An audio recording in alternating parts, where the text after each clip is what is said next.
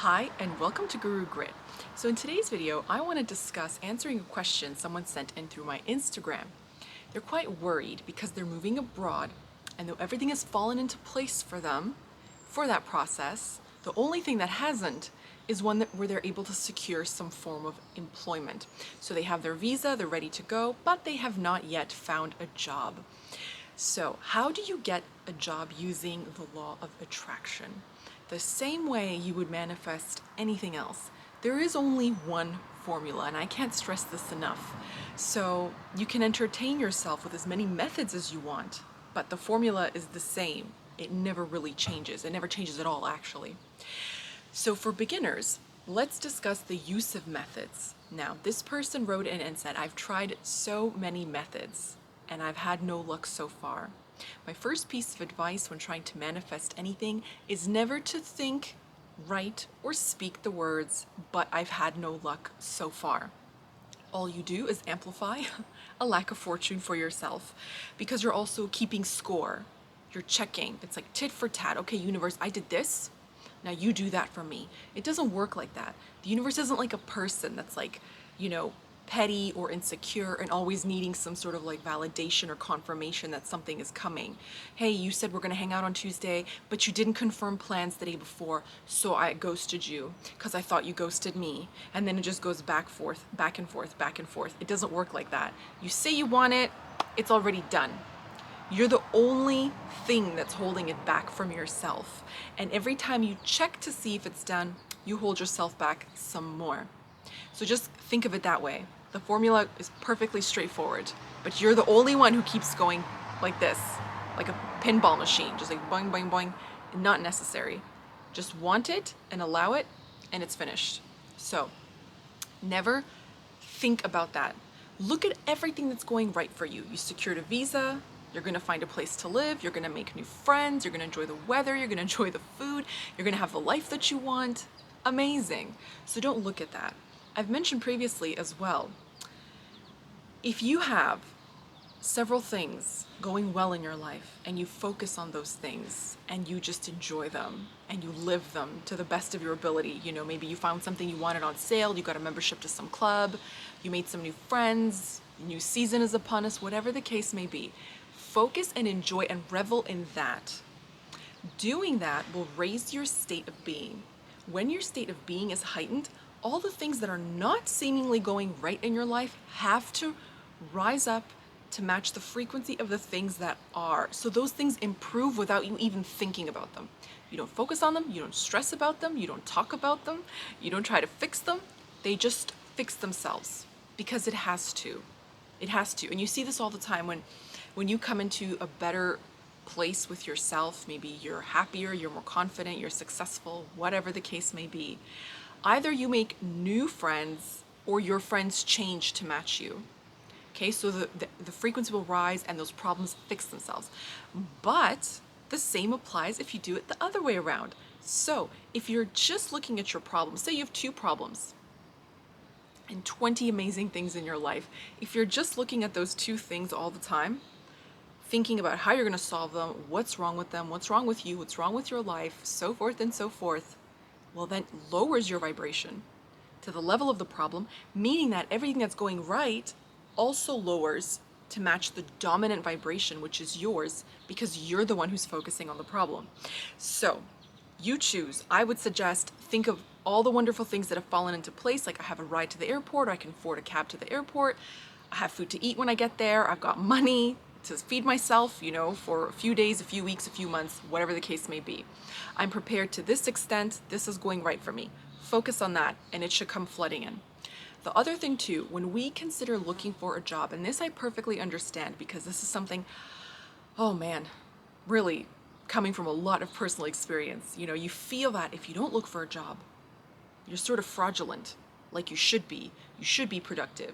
You should be doing this. You should be doing that. And then the more time goes by, well, then one of 2 things happens. Either one, you're not willing to work for the money that you wanted at the beginning because so much time has passed, now you want more because you need more of it. Or 2, you're willing to work for less money because the more time that goes by, the more you need it. And then from that place, it's really hard to attract gainful employment because you're attracting it from a place of needing something. Okay, I don't want money. I don't even want to do meaningful work.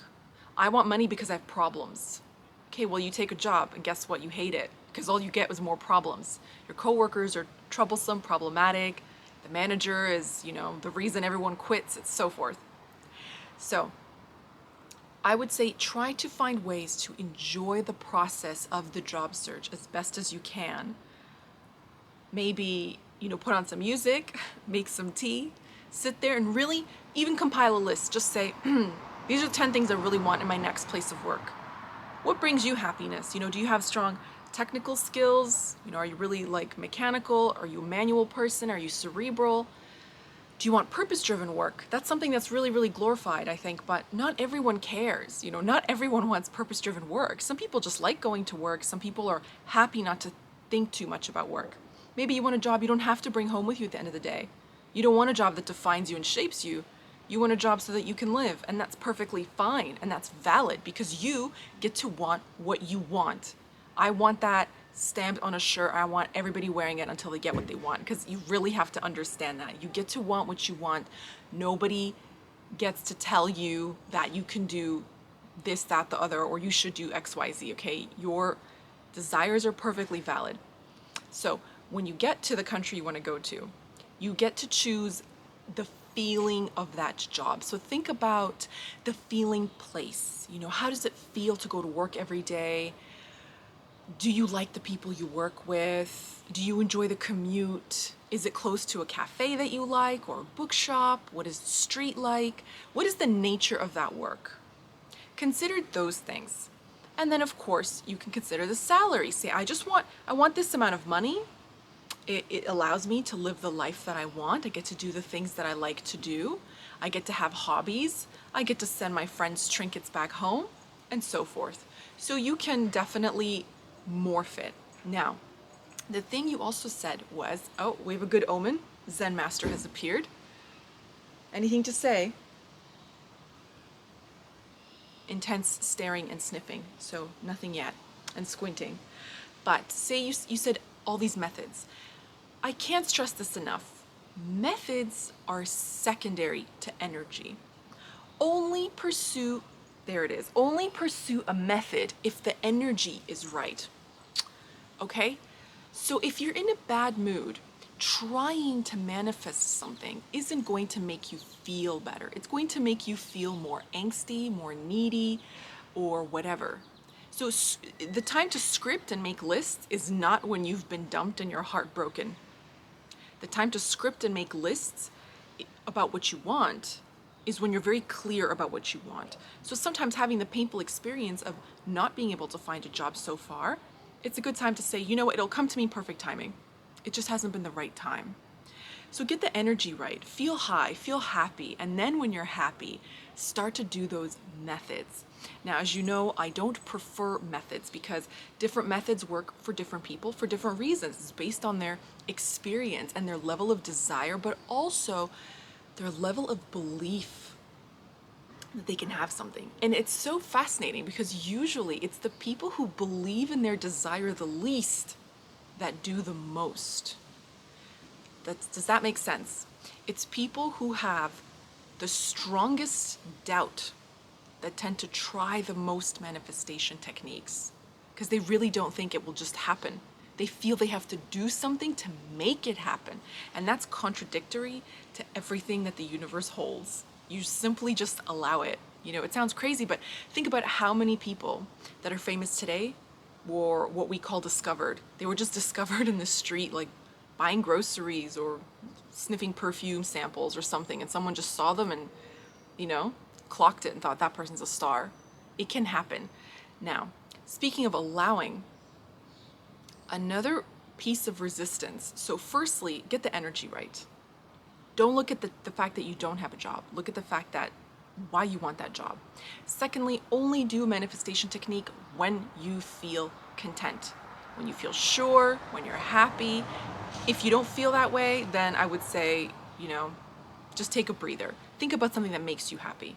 Think about something that makes you happy. It could be anything. There's literally no shortage of options to choose from, of things that can make us smile on a daily basis. So just focus on that. And you might think, but a cup of coffee is so insignificant. I'm talking about a job, it pays this much, and da, da, da. It doesn't matter. The energy doesn't care. The energy is not biased like you and I. It just registers that you're feeling happy. So just register, just, okay, I'm gonna enjoy this coffee, happiness, check. I'm gonna enjoy this walk, happiness, check. The sunset, happiness, check. And then it accumulates.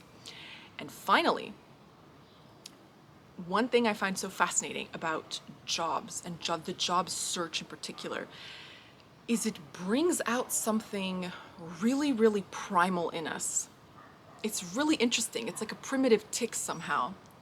I think when people are looking for a job and going for a job search, sitting down, doing what has to get done and all that, it somehow triggers our survival instincts. You're thinking, yes, because you need to make money, to buy food, to survive. It's like, no, it's more than that. It's your fear of rejection and waiting and wanting to be chosen, wanting to be valued by being chosen for that job. But you don't have to hinge your worth on that job. Treat it as you would, let's say, a courtship. If somebody was courting you and they were interested in you, but they didn't treat you very nicely, they were always late, they called you something outside of your name, they spoke out of turn, they were in poor form all the time, well, you wouldn't see them anymore.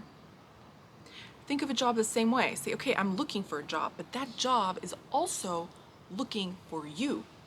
There's a hiring committee out there, there's a hiring board, and they're putting out vibrations and signals that they want this type of person, and they really, really want that type of person. And how many people, honestly, more often, I'm not saying this to make you feel better, but more often than not, the wrong candidate is chosen. They hire out of impatience, or they try to hire versions of themselves without really looking deeply or using their intuition or their instinct or something like that. And they're very rushed, aren't they, sometimes?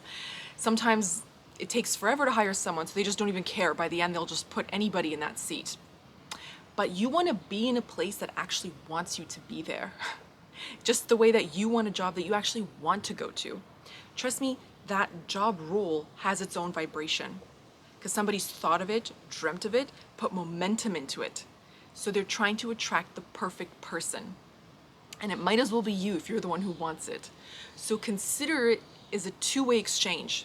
It's not something just choosing you, you are also choosing it. Like, have some confidence, and think, if I don't like that interview, if I don't like the tone of that email, if I don't like how I'm spoken to on the phone, if that rubs me the wrong way, I'm just not gonna go. I'm gonna call and say, respectfully, I decline this interview. Thank you, but I've, made other arrangements. And you just sort of remember your worth. Even when you're panicking and you're like, I really need the money. I'm not telling you to, be destitute, but for as long as you have, if you have some flexibility, certainly remember that it's like a mutual exchange. There has to be some kind of natural chemistry. When you read that description, does it give you some kind of like buzz? Instinctively, are you thinking, wow, oh my God, that sounds exciting. It's ringing on, it just lights you up. You just know it lights you up. So if it lights you up when you read the job description, I would say hit the apply button, go through the annoying online process of filling in all your details, plus uploading a resume, plus a cover letter, plus some more boxes, da da da da. If it doesn't light you up, then don't. Because I'm pretty sure it's not gonna pan out. Even if you get hired, you're gonna wish that you weren't there. So gravitate towards things naturally. Don't overcomplicate it. It's a lot simpler than you think it is. It's like choosing what to eat. You eat the foods that you crave, that are accessible to you. You don't feel bad when you do it. You're like, okay, well, I've got spaghetti or fish, and I'm in a carby mood. I'm like, oh, I love this. I'm gonna eat this. This is gonna be delicious. It's the same thing. The energy is the same. So I really hope that this helps. I hope and I know that you will find the work that you look for, and I hope it brings you joy and meaning, and that you look forward to doing it every single day. Thank you so much for writing in, and I'll see you next time. Mwah.